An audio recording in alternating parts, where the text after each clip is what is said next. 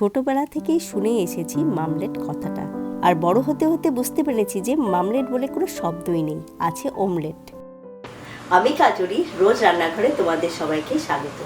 আজ আমি তোমাদের জন্য যে রেসিপিটা নিয়ে এসেছি সেটা হচ্ছে অমলেট কারি।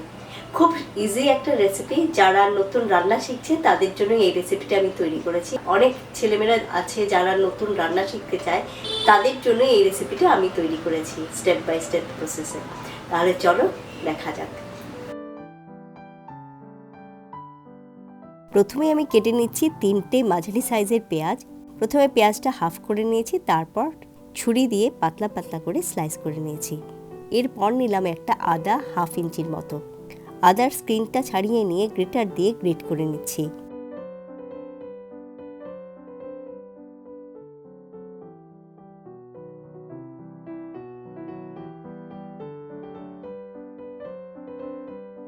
এবারে নিলাম 8 থেকে 9টা রসুনের কোয়া, সেগুলোর পাতলা খোসাগুলো ছাড়িয়ে নিয়েছি। এখানে আমি রসুনের কোয়াগুলো সিম্পলভাবে ছুরি দিয়ে চপ করে নিয়েছি। এভাবে যদি ছুরি দিয়ে খুব ভালোভাবে চপ করে নেওয়া যায় তাহলে আর গ্রাইন্ডারে পেস্ট করার প্রয়োজন হয় না। এখানে আমি 4টা লঙ্কা ছুরি দিয়ে কুচিয়ে নিয়েছি, আর আরেকটা কাঁচা লঙ্কা নিয়েছি যেটাকে চিড়ে রেখেছি,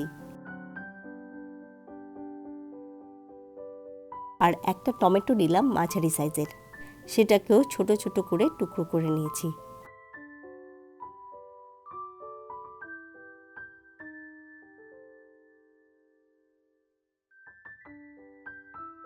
এবারে আমি অমলেট কারি বানানোর জন্য নিয়েছি 5টা ডিম, তবে আমি এখানে আমার প্রয়োজন অনুযায়ী 5টি ডিম নিয়েছি। তোমরা চাইলে তোমাদের প্রয়োজন অনুযায়ী ডিমটা নিয়ে নেবে। এখানে আমি ডিমগুলোকে এক এক করে ভেঙে একটা বড় বোলের মধ্যে নিয়ে নিলাম।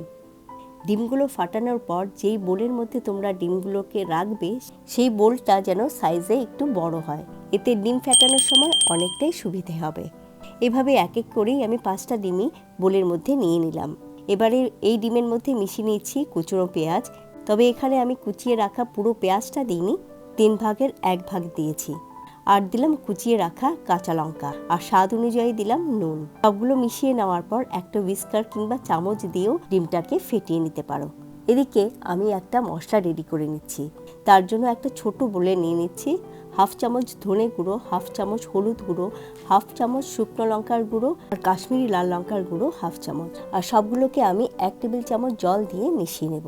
এবারে আমি একটা ফ্রাই প্যান নিয়ে নিয়েছি, আর তাতে নিয়েছি 1 টেবিল চামচ সর্ষের তেল। মিডিয়াম আছে তেলটা গরম করে নিয়ে যখন ধোঁয়া বেরোতে শুরু করবে তখন আমি ডিমের মিক্সচারটা তেলের উপর ছড়িয়ে দিলাম। আমি যেহেতু এখানে 5টা ডিম নিয়েছি তার জন্য আমি এখানে 2টো ডিমের অমলেট তৈরি করব। এভাবে আমি অমলেটটাকে খুব ভালো করে ভেজে নেব, আর আঁচটা রাখবো লো। এতে ডিমের কাঁচা ভাবটাও চলে যাবে আর ডিমটা পুড়বেও না। হালকা যখন ব্রাউন হয়ে আসবে তখন ডিমটাকে আস্তে আস্তে এভাবে ফোল্ড করে নিতে হবে। অমলেটটা ভালো ভাজা হলেই অমলেটটাকে ফোল্ড করার চেষ্টা করো। যদি অমলেটটা কাঁচা অবস্থায় ফোল্ড করতে চেষ্টা করো তাহলে সেটা ভেঙে যেতে পারে। আর অমলেটটা ভাজা হয়ে যাওয়ার পর ফ্রাই প্যান থেকে তোলার সময় যদি একটা স্পুনের সাহায্যে তুলতে অসুবিধা হয় তাহলে 2টো স্পুন ইউজ করো।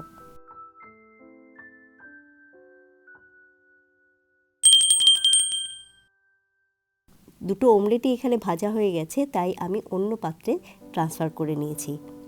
অমলেটগুলো যখন হালকা ঠান্ডা হয়ে আসবে তখন একটা অমলেটকে আমি 3টে করে ভাগ করে নিয়েছি, তবে তোমরা এখানে তোমাদের পছন্দ অনুযায়ী টুকরোগুলো করতে পারো। এবারে ওই ফ্রাই প্যানের মধ্যে নিয়ে নিচ্ছি 2 টেবিল চামচ সর্ষের তেল। ভালো করে তেলটাকে গরম করে নিয়েছি, ওতে দিয়ে দিচ্ছি আলাদা করে রাখা কুচনো পেঁয়াজটা। হালকা করে পেঁয়াজটা ভেজে নিচ্ছি, আর দিচ্ছি আন্দাজ মতো নুন। এবারে পেঁয়াজটা ঢেকে দেব যাতে পেঁয়াজটা নরম হয়ে যায়। পেঁয়াজটা যখন নরম হয়ে আসবে তখন ঢাকাটা খুলে দিয়েছি, আর একই সাথে দিয়ে দিচ্ছি কুচো করে রাখা আদা আর রসুন, সেই সঙ্গে দিলাম চেরা কাঁচা লঙ্কাটাও।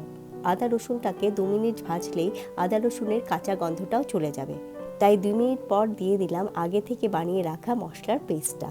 এবারে মশলাটাকে ভালো করে মিশিয়ে নেব, তারপর দিয়ে দিচ্ছি টমেটোর টুকরোগুলো। আর মশলার সাথে সাথে টমেটোর কাঁচা গন্ধটাও যাতে চলে যায় তার জন্য ফ্রাই প্যানটাকে আমি ঢেকে দিচ্ছি।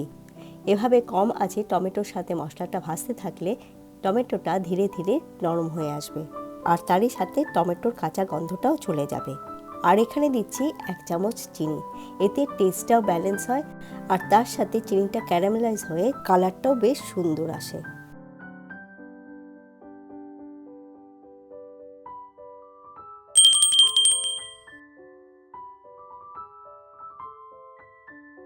এভাবে মশলাটা পুরোপুরি ভাজা হয়ে গেলে দেখতে পাবে মশলা থেকে তেলটা আলাদা হওয়া শুরু করেছে।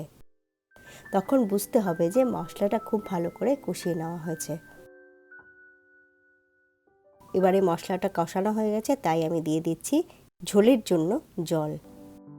এভাবে 5 থেকে 6 মিনিট ফ্রাই প্যানটাকে ঢাকা দিয়ে ঝোলটাকে বয়েল করে নেব।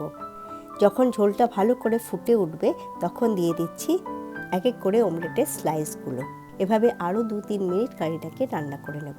ঝোলটা অনেকটাই ঘন হয়ে আসবে, তারপর উপর থেকে ছড়িয়ে দেব কিছু কুচনো ধনেপাতা আর গ্যাসের আঁচটা ধীরে ধীরে বন্ধ করে দেব। তাই খুব ইজিভাবে তৈরি হয়ে গেল মামলেটের ঝোল কিংবা অমলেট কারি। আমি যে এই অমলেট কারিটা তৈরি করেছি কেমন লাগলো সেটা আমাকে অবশ্যই কমেন্ট করে জানাবে। আর যদি ভালো লাগে তাহলে লাইক, শেয়ার আর সাবস্ক্রাইব করে আমার পাশে থাকবে। তাহলে দেখা হবে নতুন রেসিপি নিয়ে নতুন ভিডিওতে।